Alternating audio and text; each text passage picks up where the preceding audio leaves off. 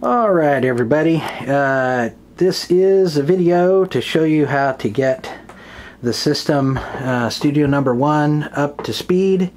So it's going to be fire up procedure and pre-production check to make sure that everything is in working order. So first of all, you see this is what the studio looks like when it's all powered up. So I'm going to pause the computer or the camera and then power it down, and then we'll do the thing. So we'll do that and show you first of all, as we move back behind this chair here, this is the power switch. We zoom in so you can see it's pointing towards the door, which means power up the studio. A little opposite, but that's the way it is. So let's power this thing down, and you'll see as we put it towards the board, everything goes off. Okay, so the CPU down underneath the counter stays on all the time. So that's not part of the master power switch. So you can see that the board itself is off and the rack is off and all that kind of stuff. A lot of folks try to turn the individual powers off, and that's all fine and good. They're trying to be helpful, but it's really not, because we have the master power. So that's kind of the thing. So what I'm going to do here is I'm going to go over and flick the power switch, turn it on, and then we'll see what comes up.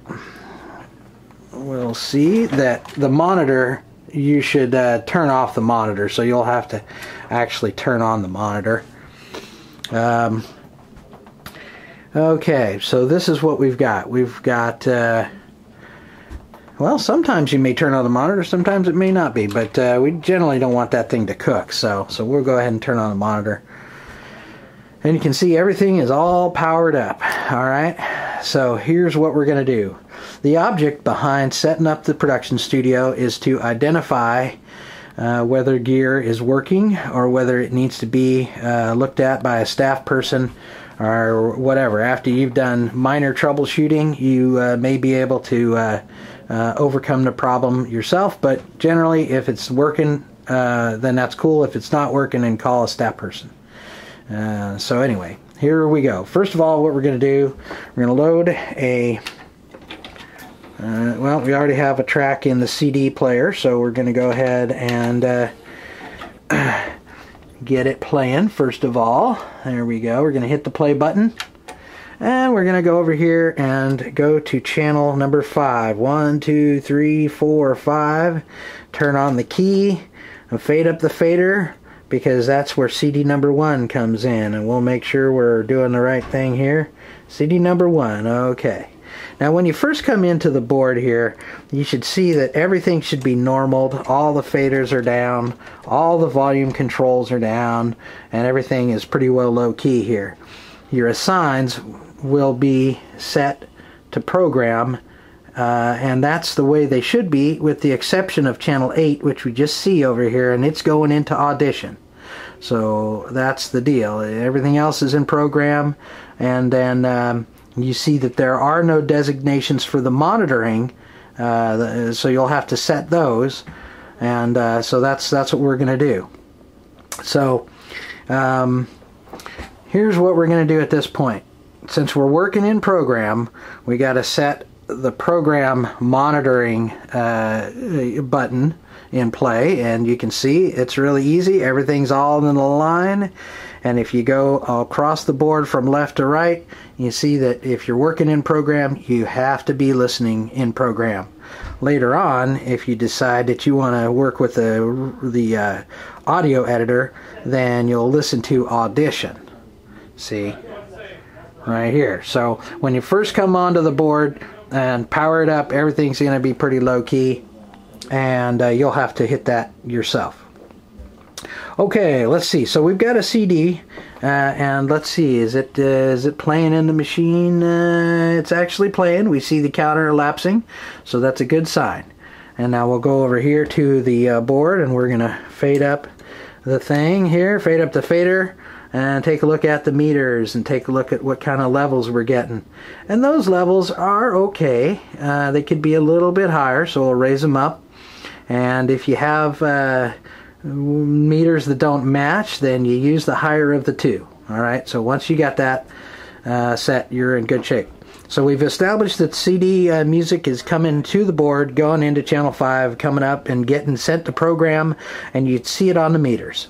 So now what you do is you put your headphones on your head, and you go over here to the HDPN headphone output, and you slowly raise the headphones.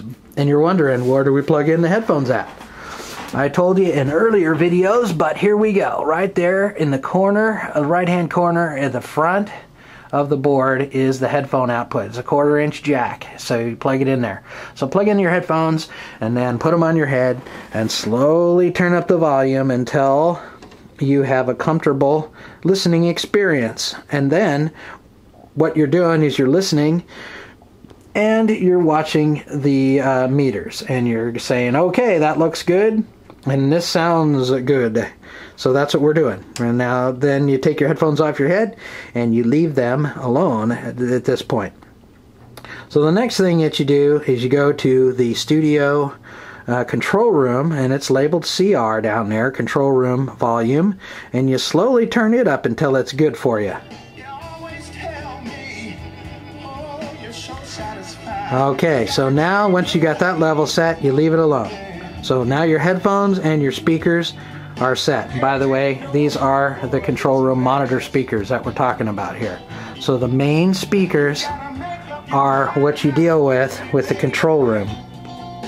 Okay, so now we're gonna adjust the Q speaker, which is right here.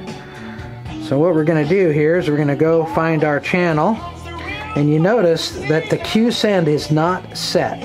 So normally you only use that when you want to hear something in Q and don't send it to program. So we're going to punch it up, and you can see it's light. It lit up. That's what I want to say.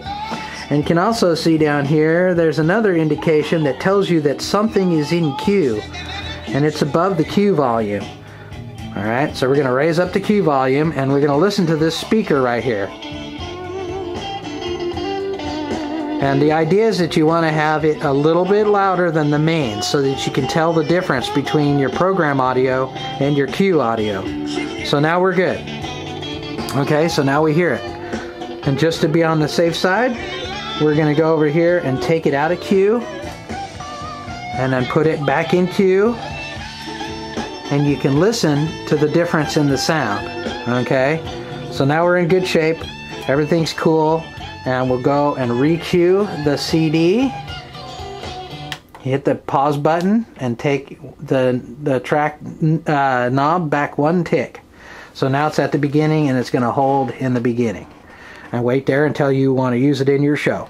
Okay, so let's recap here. We started off with a CD player. We got the music going into channel 5, going up to program and look at the meters, and we took a good look at that.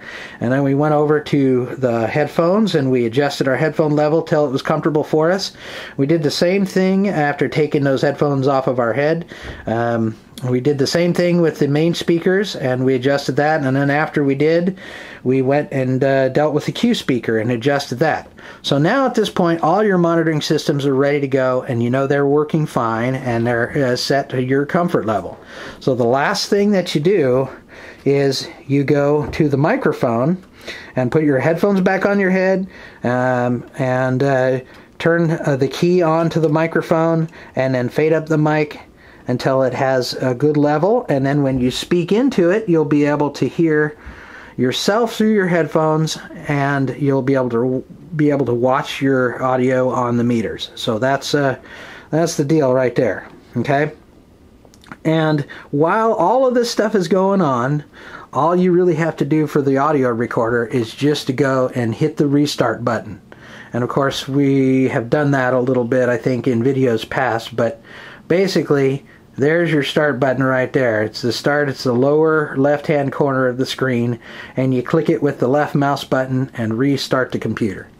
You know, maybe we should probably run through that just to be safe. Well, first of all, I'm going to go and see if I can do this and hold the camera at the same time. It might be a little freaky, but the idea here is you want to go down here to the start menu, and see, I have trouble with the cursor. There we go. So you click it once with the left mouse button and you get the shutdown option. That's what you want to select. And then select it with the left mouse button, and you see over here that you have a bunch of different options, but really it should say restart right there. And when it does, then you just go over here and you click OK, and the machine itself will do its job. It's going to boot and then reboot, and then automatically load the operating system, and then it's going to load the actually the Audition application. So the Audition, Adobe Audition, is the reason that we call it a digital audio workstation, or DAW for short. So that's what it is. And you remember from your other training videos that comes up on channel 8 of the console. So anyway, it's doing its thing, and while it works, you can go over and deal with all your other setup procedures. And I'm just letting you go through and see. Here it is. It's booted up the desktop. It's already run through its security procedures. And a little while later, you're going to see the splash screen for the Adobe. And hopefully it'll be messed up so I can show you how to get it to look right. So we'll take a look and see.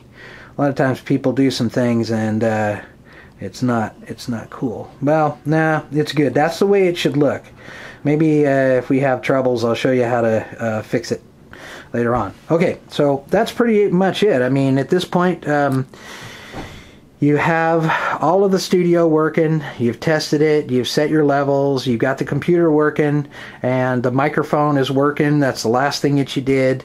And so everything should be ready for you to create some cool radio programming. And if you have issues, the best thing to do is to try and identify the problem yourself, but don't take too much action. If it's not working out, then try to get a hold of a staff person, and if worse comes to worse and they can't help you, you can have them try to get a hold of me at home, and then I can try to work you through the phone or something like that. And if still worse comes to worse, then file a discrepancy report on it, and then we'll get to it when we come back to work the next business day. So that's my story, and now we're going to move on to other videos in the series. Thanks for joining us, and hopefully that helped you out in your progress to become a better radio producer.